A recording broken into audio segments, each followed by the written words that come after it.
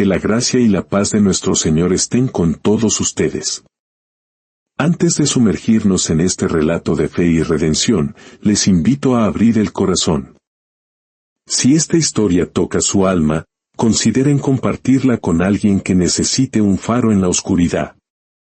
Un simple gesto puede ser el canal de la gracia de Dios. Y si nos acompañan por primera vez, únanse a nuestra comunidad para seguir alimentando el espíritu con relatos que nos recuerdan que nunca estamos solos. Hoy narraremos una historia sobre cómo, a veces, Dios debe romper nuestro mundo para enseñarnos a volar. El amanecer cubría el valle con un manto de neblina dorada.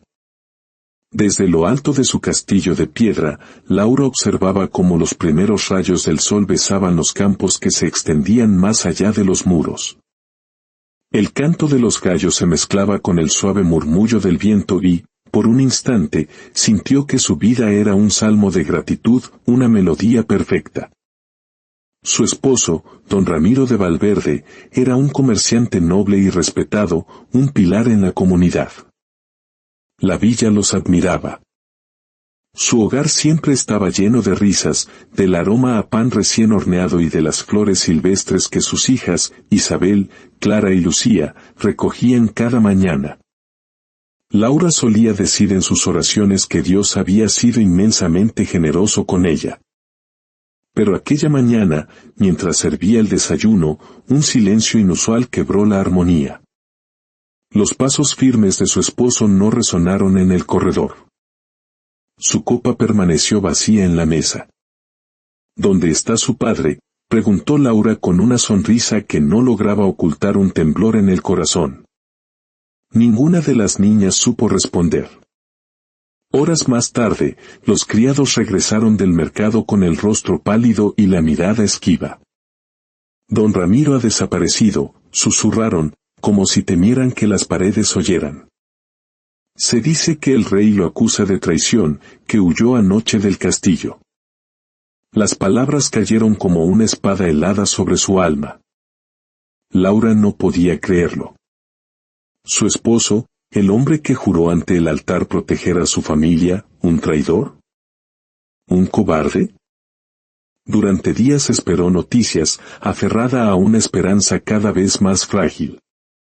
Cada sonido de cascos a lo lejos la hacía correr hacia la puerta, anhelando ver su silueta regresar. Pero nadie vino. En su lugar, llegaron los soldados del rey, con sellos reales y miradas cargadas de desprecio. El castillo fue sellado, los cofres confiscados. Los sirvientes, temiendo ser manchados por la misma acusación, abandonaron la casa uno a uno, como sombras en la noche. En menos de una semana, la mujer que lo tenía todo se encontró sola, rodeada de muros vacíos y los ecos de risas que ya no estaban. Aquella última noche, la lluvia golpeaba las ventanas como si el cielo mismo llorara con ella. Laura abrazó a sus 3 hijas junto al fuego que apenas lograba alumbrar sus rostros asustados. «No teman, hijas mías», susurró entre lágrimas ahogadas. «Dios no nos dejará caer». Pero en su interior, su fe temblaba como una hoja en la tormenta. Al amanecer, los guardias golpearon las puertas. Debían abandonar la propiedad. El castillo de los Valverde ya no les pertenecía. Con una capa raída y un saco con algunos panes secos, Laura salió con sus hijas bajo la llovizna. El camino de piedra se extendía como una herida abierta entre los campos grises. Atrás quedaba su mundo entero. Adelante, solo la más profunda incertidumbre. Las aldeanas la miraban desde las ventanas. Algunas murmuraban con crueldad, otras cerraban las puertas con un golpe seco. La esposa del traidor, decían. Cada paso pesaba más que el anterior. El viento frío silbaba entre los árboles, y los pies descalzos de las niñas se cubrían de barro. Pero Laura no se detuvo. Sabía que debía llegar a la abadía de San Efrén, un antiguo monasterio en ruinas donde, según se decía, los viajeros sin fortuna podían encontrar refugio. Cayó la noche cuando alcanzaron el valle. La lluvia había cesado, pero el aire olía a soledad y abandono. Las piedras del monasterio estaban cubiertas de musgo, y una cruz vieja se alzaba torcida sobre la puerta. Laura empujó los portones con el resto de sus fuerzas. Dentro, solo quedaba el eco de oraciones antiguas y una vela solitaria, encendida ante una imagen de la Virgen María. Cayó de rodillas, completamente rota. «Señor», susurró con la voz quebrada. «¿Por qué me has quitado todo?». Las lágrimas corrieron silenciosas por su rostro. Por un instante, deseó desaparecer, desvanecerse como su esposo.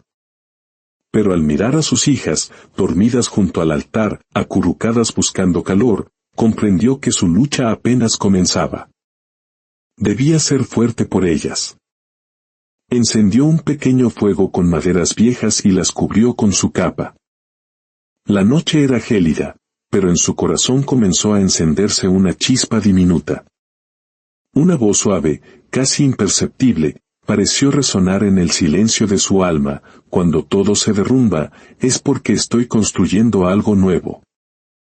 Laura levantó la vista hacia la imagen de la Virgen y, por primera vez en días, sus labios pronunciaron una palabra que creía olvidada: «Gracias». No entendía por qué daba gracias, ni por qué su corazón ardía con una extraña paz en medio de la desolación, pero supo, con una certeza que no venía de la razón, que debía creer. Al amanecer, las primeras luces entraron por las grietas del techo, bañando sus manos en un resplandor cálido. Entre las sombras, un monje anciano la observaba en silencio, sosteniendo un rosario de madera. «La fe no nace en los días de abundancia, hija», dijo con voz serena. «Nace cuando todo lo demás se ha perdido». Laura lo miró, sorprendida. «¿Quién es usted?». El anciano sonrió. «Solo un siervo de Dios que aprendió a agradecer en medio del dolor. Mi nombre es Fray Alonso, y has llegado al lugar correcto». Así comenzó el segundo amanecer de Laura.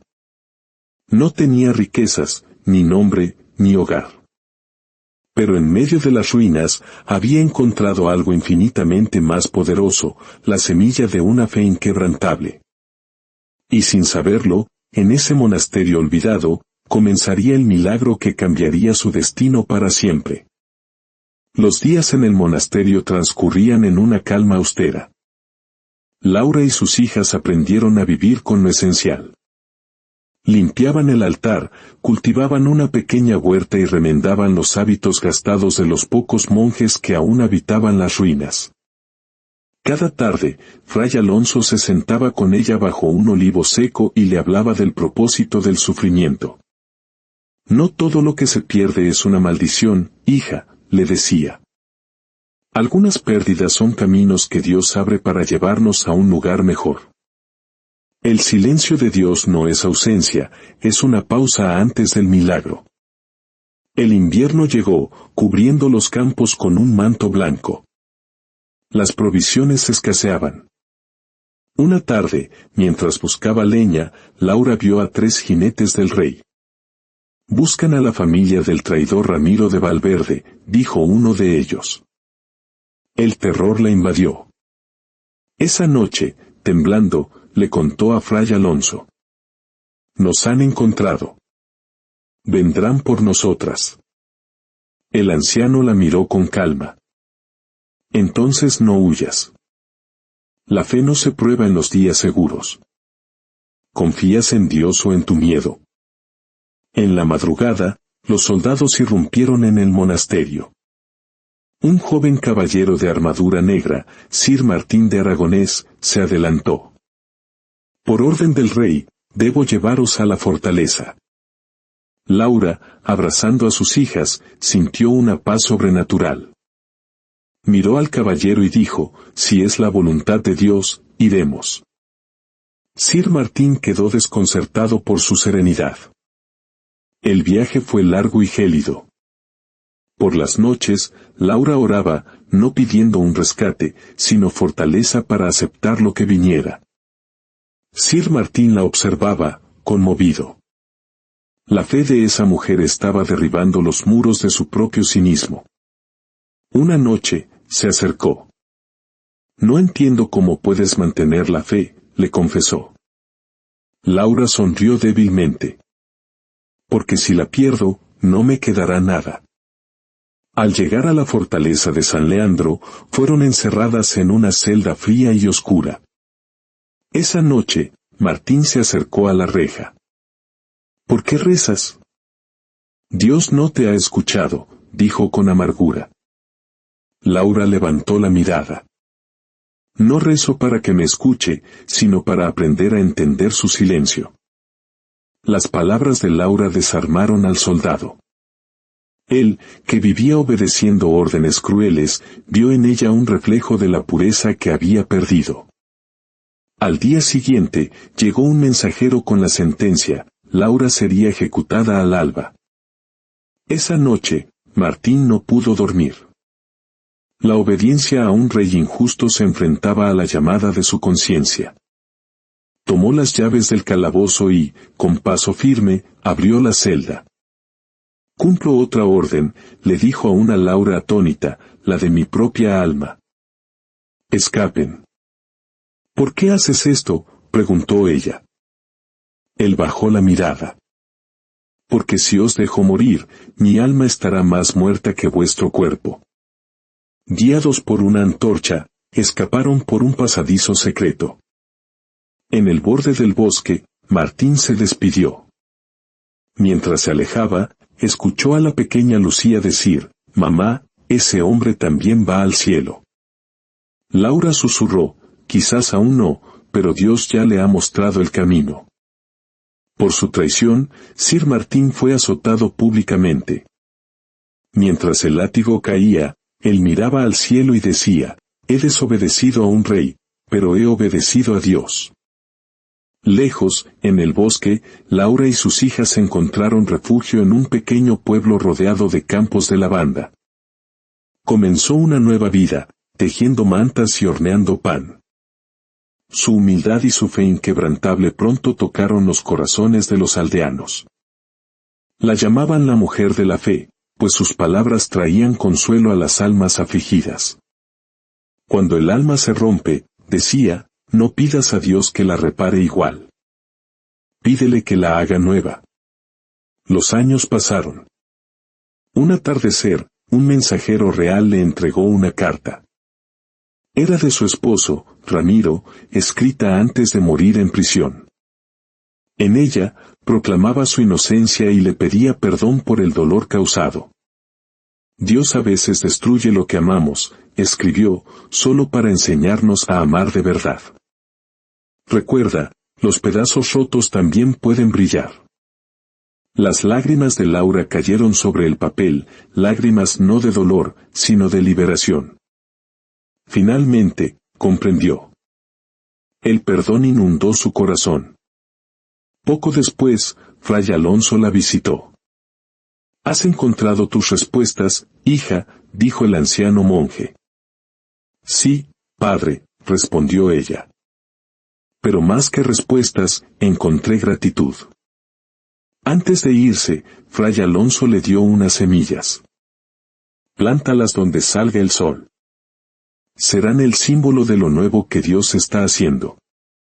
Laura las plantó junto al río, y de ellas brotaron unas flores blancas y radiantes, como estrellas sobre la hierba. El tiempo siguió su curso. El cabello de Laura se volvió blanco como la nieve, pero su espíritu permanecía joven.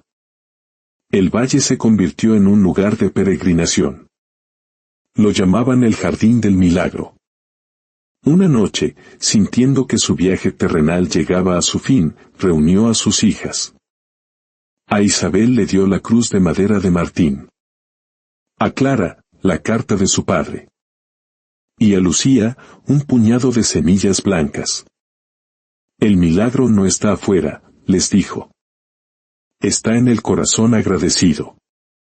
Esa noche, con una sonrisa de paz, Laura partió al encuentro del Señor. La enterraron junto al río, en su jardín. Semanas después, de su tumba brotó una flor nueva, una sola flor de pétalos dorados que brillaba al amanecer. La historia de Laura no terminó con su muerte. Sus hijas continuaron su legado de fe y compasión. Y la flor dorada se convirtió en un recordatorio eterno de que Dios puede tomar nuestras ruinas y convertirlas en el más hermoso de los cantos. Que el relato de Laura nos recuerde que, aunque nuestro mundo se rompa en 1000 pedazos, es solo para que Dios pueda reconstruirlo a imagen de su amor y enseñarnos, finalmente, a volar. Que la paz y la fortaleza los acompañen siempre. Amén.